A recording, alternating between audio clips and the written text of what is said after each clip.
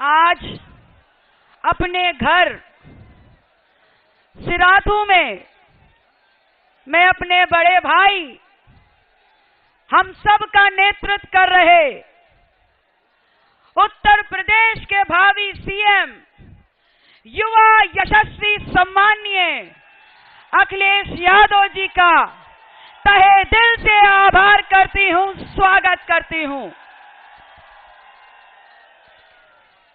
मैंने कसम खाई है, लगातार लड़ रही हूं, चल रही हूं सामाजिक न्याय की इस विचारधारा को लेकर, दलितों, शोषितों, पिछड़ों के लिए, उनके हक, अधिकार, सम्मान के लिए। मुझे पता है और पहले से पता था कि चलूंगी तो रास्ते में लोग रोड़े अटकाने जरूर आएंगे। और देख लीजिए, आपके सामने प्रमाण है, प्रत्यक्ष है इस बात का कि जिस दिन से हमारा नाम सिराथू विधानसभा में आया है, केशव जी के नामांकन में भारतीय जनता पार्टी के राष्ट्रीय अध्यक्ष आ रहे हैं। कभी ये आ रहे हैं, कभी वो आ रहे हैं। यहां तक स्थितियां खराब हैं भारतीय जनता पार्टी की कि हर जगह खदेड़ा हो रहा है।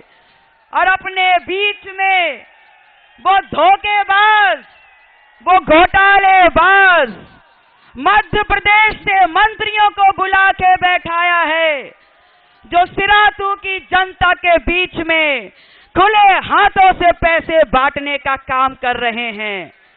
मैं बताना चाहती हूं केशव जी, ये लाल लाल करारे नोटों से कुछ नहीं होगा। ये जनता भटकने वाली नहीं है, ये लोग बिकने वाले नहीं हैं। मैं कहने आई हूं कि भारतीय जनता पार्टी और केशव जी इतना डर खा के बैठे हैं कि कहीं ऐसा ना हो, घबराहट में वो मैं किसी दिन मुझे आईएसआई का एजेंट, पाकिस्तान का नागरिक और या फिर आतंकवादी घोषित कर दें। मैं आप लोगों से कहने आई हूं कि केशव जी, अगर आपने 5 साल इन सड़कों के गड्ढों पर ध्यान दिया होता, अगर आपने 5 साल इस बात पे ध्यान दिया होता कि ये किसानों के खेत में लहलहाई फसल को छुट्टा सांड क्यों चर रहे हैं, अगर आपने ये ध्यान दिया होता कि नौजवान लखनऊ की धरती पर लाठियां क्यों खा रहे हैं, आपने किया क्या है? आपने किया ये है कि आपने पिछड़ों का वोट लेकर के 5 साल इस स्टूल पर बैठने का काम किया है। मैं आप लोगों से ये कहने आई हूं कि अब कुछ नहीं होने वाला केशव जी।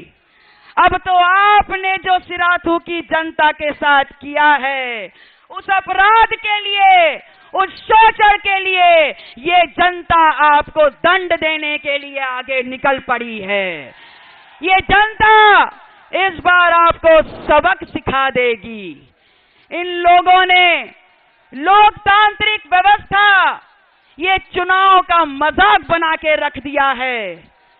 आप लोगों को याद दिलाना चाहूंगी, याद है ना ब्लॉक प्रमुखी का चुनाव, जिसमें प्रत्याशी को लठिया लठिया के मारा है।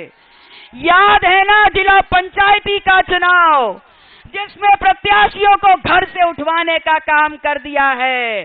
तो याद रखिएगा, अगर आपने जरा सा ध्यान दिया होता तो केशव मौर्य जी आज ये दिन नहीं आता। आज ये सिराथू की जनता अपना खाना पीना छोड़कर आज इस मंच के सामने आंदोलन नहीं कर रही होती। मैं कहने आई हूं आप लोगों से, इतना घबरा गए हैं कि बाहर से लोगों को बुला बुला के इस क्षेत्र में बैठाला है। तो आपके द्वारा चेतावनी दे रही हूं कि मेरे घर में, मेरे क्षेत्र में मेहमान बन के आए हैं, तो मेहमान के दायरे में रहिएगा। अगर जरा सी इधर उधर किया और ऊंच नीच किया तो भूलिएगा नहीं, एक शेर डॉक्टर सोनेलाल पटेल का खून हूं मैं, एक बार में ठीक कर दूंगी। कहां थे आप केशव जी जब आपके भाई भतीजे साले यहां पर लोगों से वसूली कर रहे थे? कहां थे आप जब यहां पर समाज का शोषण हो रहा था? कहां थे आप जब आप जमीनें हड़प रहे थे? तब आपके कान में जूं नहीं रेंग रही थी। तो आज इस समाज के लोगों के कान में जूं नहीं रेंगेगी। और मैं विश्वास दिलाती हूं कि वो पिछले 5 सालों में जो आपके भाई भतीजे और साले ने यहां पर आम जनता को परेशान किया है, व्यापारियों से वसूली की है, आम व्यापारियों को सड़क पे खींच खींच के मारा है, उन लोगों के साथ न्याय होगा। मैं अपने व्यापारी भाइयों से कहने आई हूं कि निर्णय कर लीजिए और आगे चलकर हमारा दामन थाम लीजिए, हमारे सहयोग में आगे आ जाइए, क्योंकि आपसे वादा कर रही हूं कि आपकी नुमाइंदगी अगर मुझे मिली तो आपका व्यापार सुरक्षित रहेगा, आपका मान सम्मान सुरक्षित रहेगा। और जिन खेत खलिहानों को, जिन जमीन के टुकड़ों को इन्होंने हड़पने का काम किया है, उन पर इन्हीं के बुलडोजर चलवा के आप लोगों को वापस देने का काम करूंगी। मुझे नहीं पता था कि यहाँ के लोगों को स्टूल वाली बात यहाँ भी लोग जानते हैं। ये स्टूल वाली बात क्या है भाई?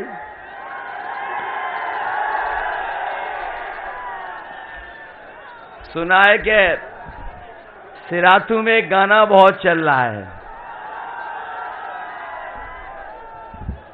क्योंकि स्टूल वाली बात आई तो मुझे किसी ने बताया कि सिराथू में इधर एक गाना बहुत चल रहा है, तेरे जैसा ये। अरे भाई, जो गाना आप सुन रहे हो उसी को बताने जा रहा हूं। तेरे जैसा यार कहां ऐसा याराना,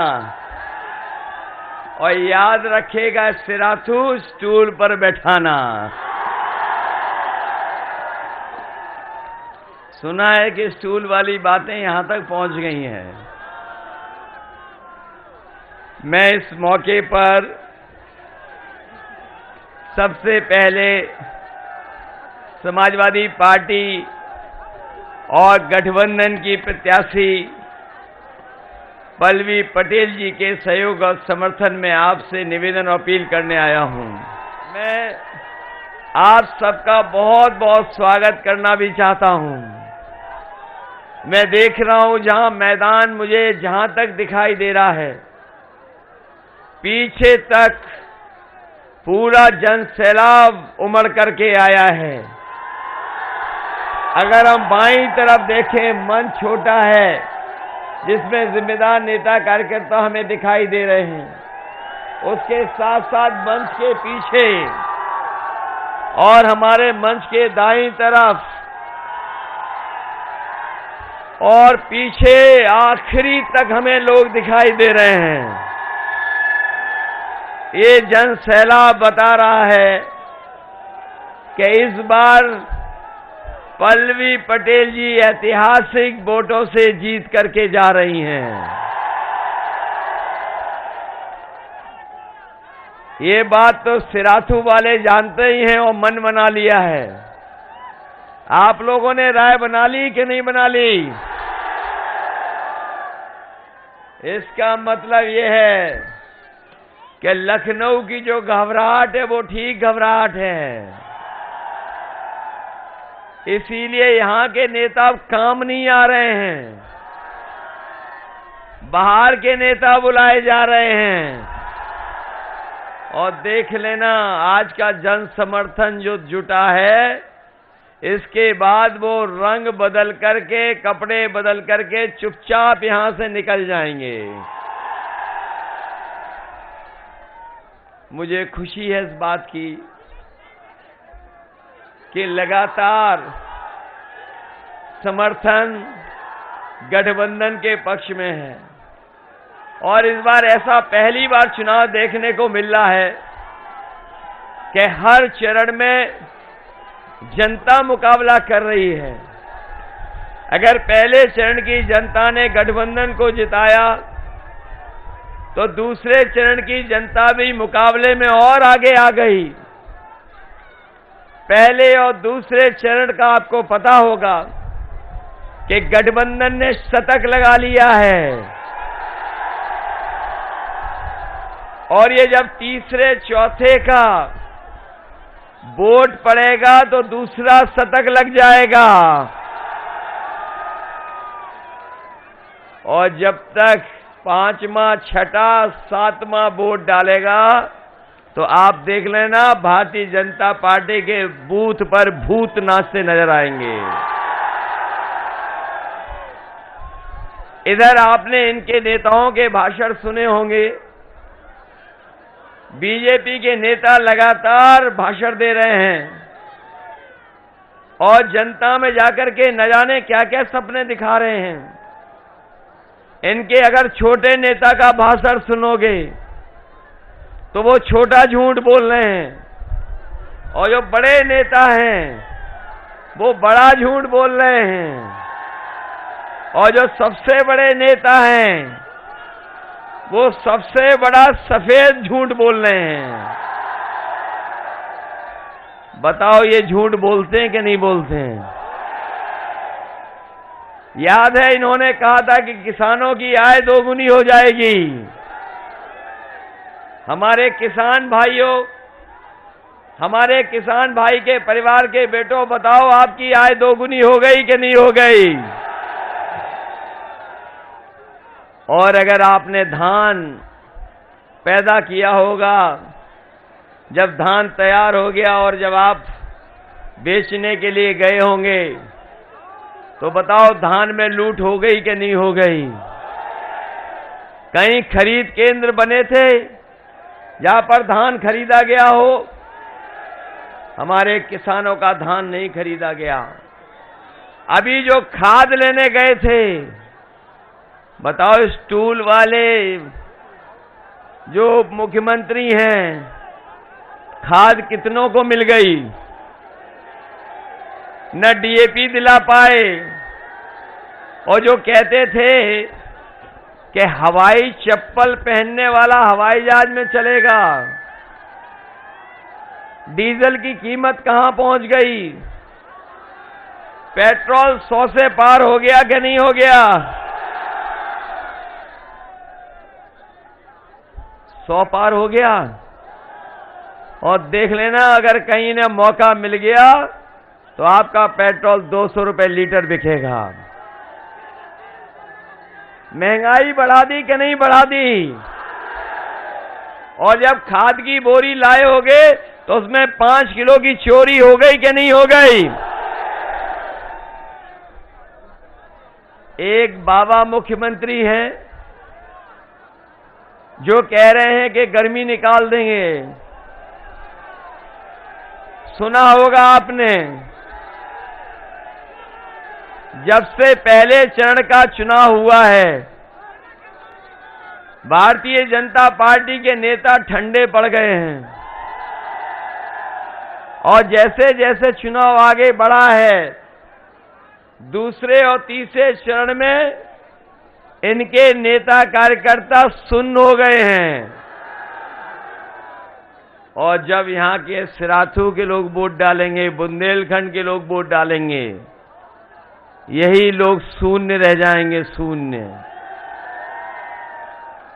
ये गर्मी निकालने वालों को इस बार नौजवान जवाब देने जा रहे हैं। नौजवानों बताओ आपको नौकरी मिली कि नहीं मिली? सेना में भर्ती निकली कि नहीं निकली? और हमारे बीएड टेट वाले जानते होंगे कितने साल से भटक रहे हो।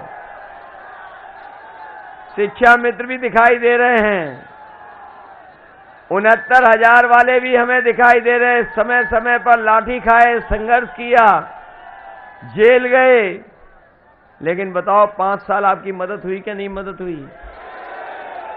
5 साल आपने खो दिए हैं। क्या आप 5 साल और खोना चाहते हो? 5 साल और तो नहीं खो दोगे। इसलिए समाजवादी पार्टी ने तय किया है कि जो गर्मी निकालने की बात कर रहे हैं, समाजवादी सरकार बनेगी तो नौजवानों के लिए फौज में, पुलिस में और 11 लाख जो पद खाली हैं उसमें भर्ती निकालने का काम और नौकरी देने का काम समाजवादी लोग करेंगे।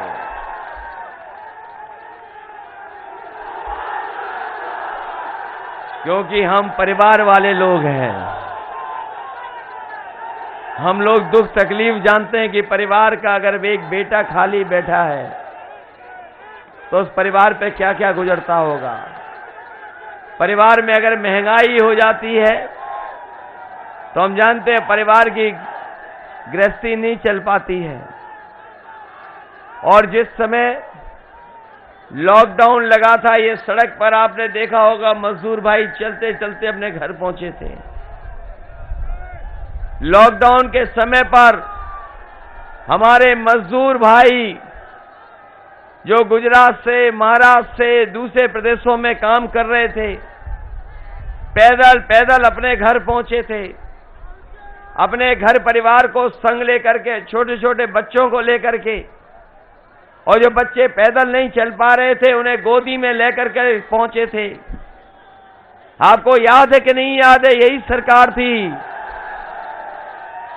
और जब कोरोना आया, बीमारी आई, उस समय जब बीमारी आई कोरोना की, उस समय जिस समय सबसे ज्यादा गरीब को, किसान को दवाई की, अस्पताल की जरूरत थी और ऑक्सीजन की जरूरत थी, बताओ ये सरकार क्या ऑक्सीजन दे पाई थी? और आपके बगल में गंगा मां बहती हैं।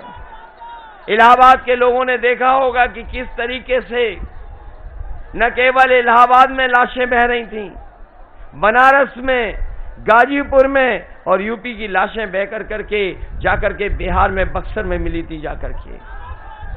क्या वो बातें आप सब भूल गए हो?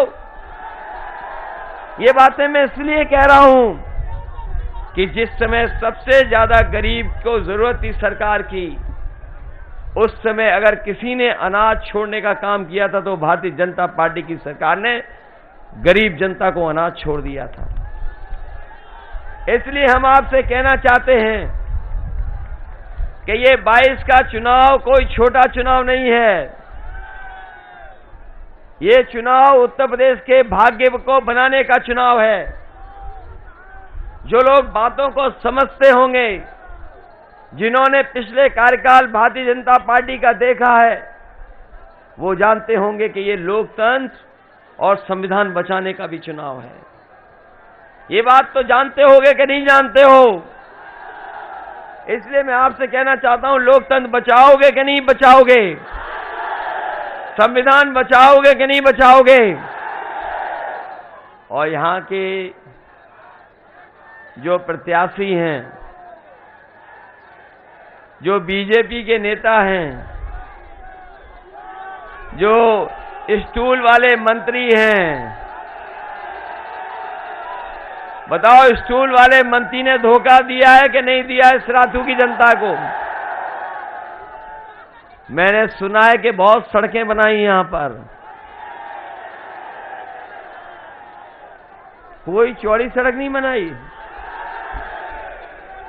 तो इसका मतलब गड्ढे में सड़क बनाई होगी। ये तो कमाल के हमारे स्टूल मंत्री थे,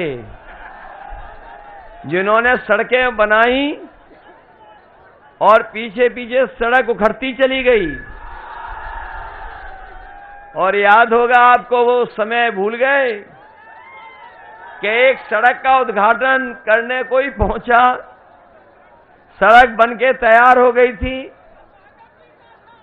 और जब नारियल लेकर के उसका उद्घाटन होने को गया और जब नारियल सड़क पे फोड़ा गया, नारियल नहीं फूटा, सड़क टूट गई। ये कैसे स्टूल मंत्री हैं? कौन से स्टूल पे बैठते हैं?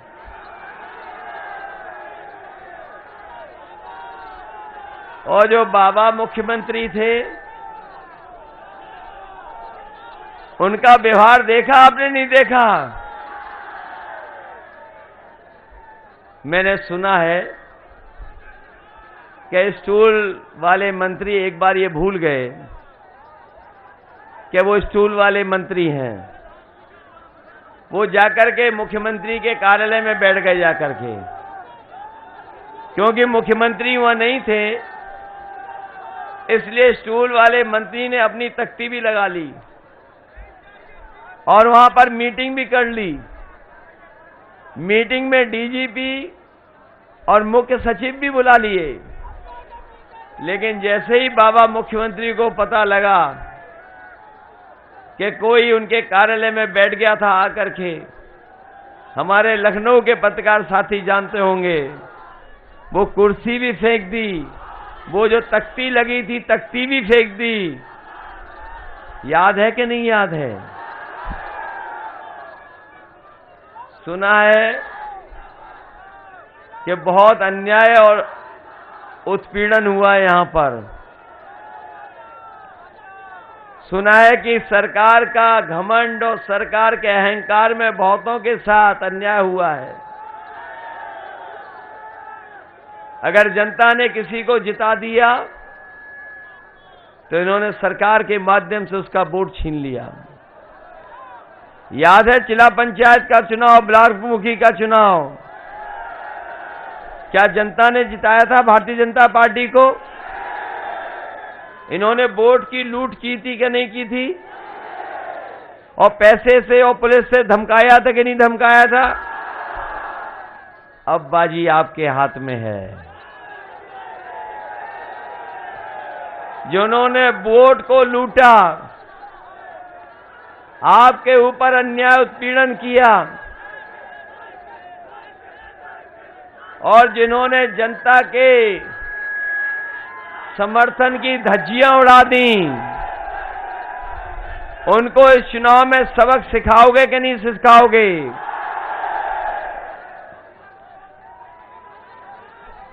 ये लगता है सिराथू की जनता तो एकदम मन बना के बैठी है। और हमारे मंजनपुर विधानसभा के लोग भी यहां पर हैं। ये तो लगता है इस बार पूरा का पूरा जिला समाजवादी होने जा रहा है।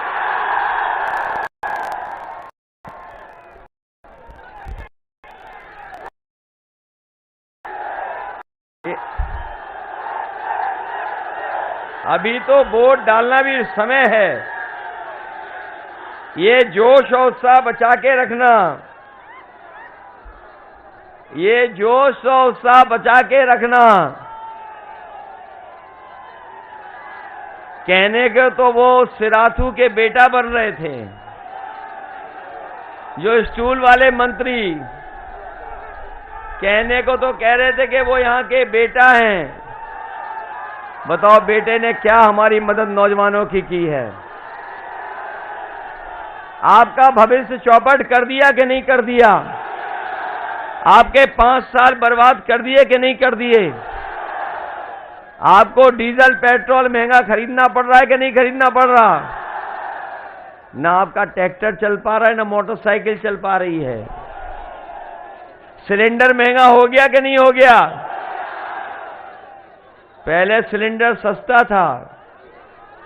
ये डोर टू डोर कैंपेन कर रहे थे, घर घर जाकर के प्रचार कर रहे थे। जब से माताओं बहनों ने सिलेंडर इनको दिखाए हैं, तब से ये दूर दूर से प्रचार कर रहे हैं। और जो लोग डोर टू डोर कैंपेन कर रहे थे, जो डोर टू डोर कैंपेन कर रहे थे, उनका याद है? याद है कि नहीं याद है? थूक लगा करके पर्चा बांट रहे थे, थूक लगा करके पर्चा। और इस बार तो वो 12वीं और इंटर में घबरा गए। बताओ 12वीं में और इंटर में घबरा गए कि नहीं घबरा गए? अरे शुक्र है कहीं उन्होंने ऐसा तो नहीं कहा कि इंटर पास करने के बाद जो 10वां पास करेगा उसे लैपटॉप देंगे। और जब से ये बयान लोग सुन रहे हैं, लोग लैपटॉप वाला बयान जो ये वाला था, जब से ये सुन रहे हैं तब से लोग लोटपोट हो जा रहे हैं कि बताओ 12वीं के बाद जब इंटर कर लोगे तब आपको लैपटॉप मिलेगा। शुक्र है इस बात का कि उन्होंने ये नहीं कहा कि इंटर के बाद जब 10वां पास कर लोगे तब आपको लैपटॉप मिलेगा। और हमारे बाबा मुख्यमंत्री ने तो बहुत बांटे, लखनऊ में स्टेडियम में भर करके बांट दिए सबको। बताओ कौशाम्बी, ये सिराथू और मंजरपुर के नौजवानों, आपको लैपटॉप मिल गया कि नहीं मिल गया? सुना है उन्होंने स्मार्टफोन भी बांटा। ये जो स्मार्टफोन हमें दिखाई दे रहा है कहीं वही तो नहीं बाबा मुख्यमंत्री वाला? हम तो पहले ही कहते थे कि हमारे बाबा मुख्यमंत्री लैपटॉप नहीं चला पाते हैं, और मुझे नहीं लगता कि ये स्टूल वाले मंत्री भी चला पाते होंगे।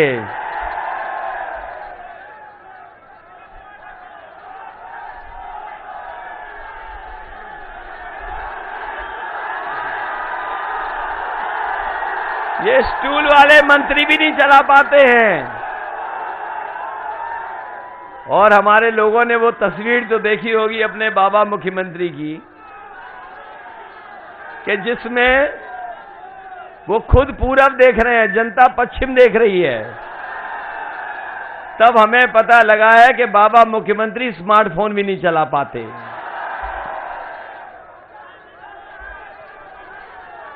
क्या स्मार्टफोन चला लेते हैं कि नहीं चला पाते हैं? इधर हमारे बाबा मुख्यमंत्री जो हैं, जो खुद पैदल पैदल हो गए हैं, जो बाबा मुख्यमंत्री हैं जो खुद पैदल पैदल हो गए हैं, जो खुद पैदल हो गए हैं, तो बताओ वो स्टूल वाले मंत्री को क्या देंगे?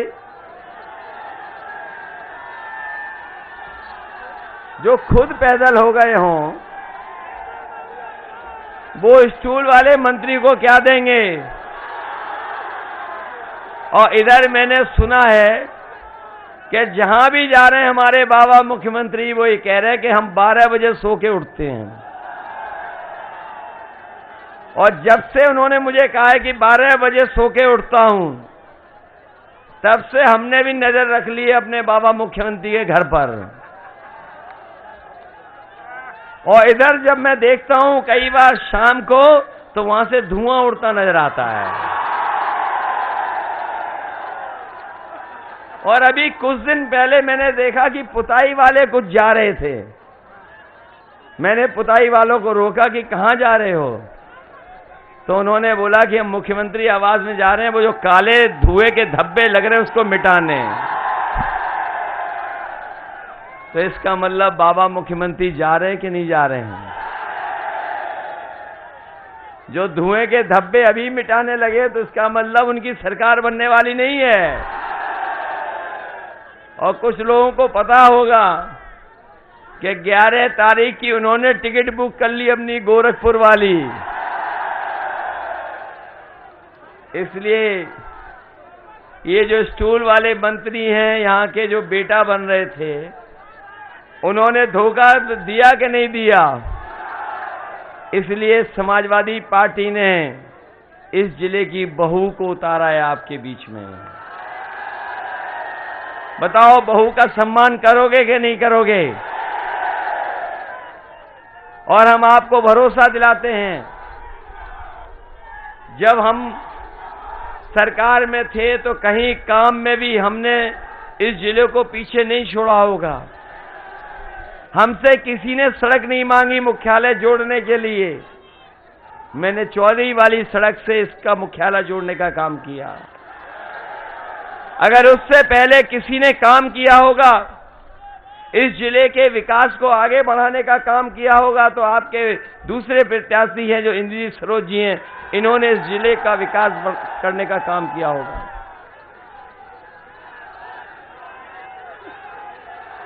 ये जो समाजवादी पार्टी की प्रत्याशी पल्लवी पटेल जी हैं, ये अपने चुनाव चिन्ह से भी लड़ सकती थी चुनाव, लेकिन हमने खुद आपसे कहा कि कम से कम इस विधानसभा में आप ये त्याग कर दीजिए कि आप अपने चुनाव चिन्ह पर मत लड़िए, आप साइकिल पे चुनाव चिन्ह लड़िए। तो ये साइकिल पे लड़ रही कि नहीं लड़ रही बताओ?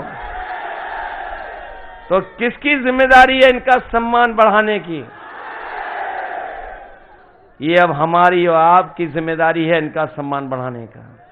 और मैं आपको भरोसा दिलाता हूं कि समाजवादी सरकार बनेगी तो सीधा लखनऊ से जितना विकास करना चाहोगे उतना विकास की योजना आप तक पहुंचाने का काम करेंगे।